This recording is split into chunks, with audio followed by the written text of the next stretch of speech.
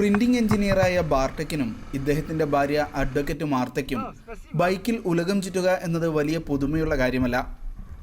2008 888 ദിവസം കൊണ്ട് 24 രാജ്യങ്ങളിലൂടെ 1,60,000 കിലോമീറ്റർ ചുറ്റിക്കറങ്ങി കണ്ട കാഴ്ചകൾ പ്രസിദ്ധീകരിച്ച പുസ്തകമാണിത്. ബൈലെ ദലേജ് എന്ന ഈ പോളിഷ് പുസ്തകത്തിൻ്റെ പേരിൻ്റെ അർത്ഥം തന്നെ മുന്നോട്ട് കുതിക്കുക എന്നാണ്. ആദ്യ യാത്രയിൽ ഇന്ത്യയിലെ ചെന്നൈ നഗരത്തിലും ഇവർ എത്തിയിരുന്നു. കഴിഞ്ഞ മെയ് മാസത്തിലാണ് രണ്ടാം യാത്രയ്ക്ക് തുടക്കമിട്ടത്. നേരെ ചൊവ്വയുള്ള റോഡുകളേക്കാൾ ദമ്പതികളുടെ മഡ് ബൈക്കിന് ഇഷ്ടം ദുർഘടമായ പാതകളാണ്. ഒമാനിലെ മലമ്പാതകളും കീഴ്ക്കാന്തൂക്കായ കുന്നുകളും കണ്ടതിൻ്റെ ത്രില്ലിലാണിപ്പോൾ.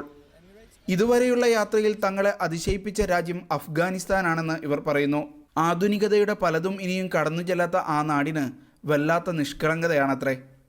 So this we enjoy. Yeah, especially this short stay in Afghanistan, because we went to the Vakan corridor, and in Afghanistan it was like in time machine. We just moved like 100 years back.